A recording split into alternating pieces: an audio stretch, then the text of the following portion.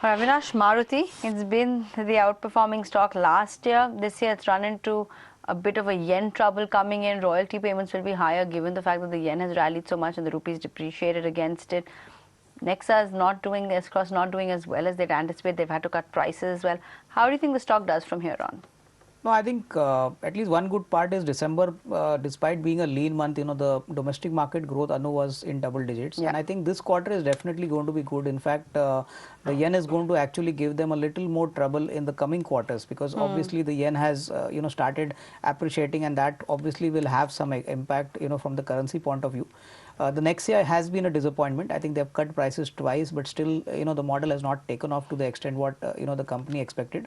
But I think overall, if you see the passenger car market, I think Maruti still controls a large dominant share in the B segment. And my sense is, I think, one or two models don't do well. That is not going to make a very significant impact on Maruti's numbers. But yes, going forward, the kind of pricing Mahindra has launched for KUV 100, I think it's a very aggressive price, directly positioned against the Swift. So I think let's wait and watch, because that is a product which Maruti actually sells in big numbers. And if Mahindra is able to make a dent there, then that would be a negative surprise. I think Swift is a far more important model for Maruti.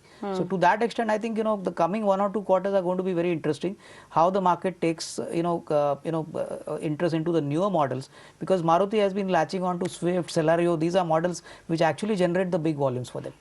So anything in the auto pack that's interesting you right now? Do you think it's I think clearly, I would still like to put my bet on the CV players, something like a Tata Motors or maybe an Ashok Leyland. There, at least a 15-18% growth for next year looks reasonable. Ashok Leyland, despite the run-up that it's seen? I would not be surprised. I think even a price of around 110 or 115, Anu, definitely looks possible, because the kind of operating leverage they have and the kind of growth we have seen in the southern markets. My sense is this is still a stock where probably some reasonable upside can come in. So rather than betting on something like a stock from the two-wheeler space, where I think margins are going to be under severe pressure for the next couple of quarters, the CV and passenger car segments are reasonably stable segments where double-digit growth could continue.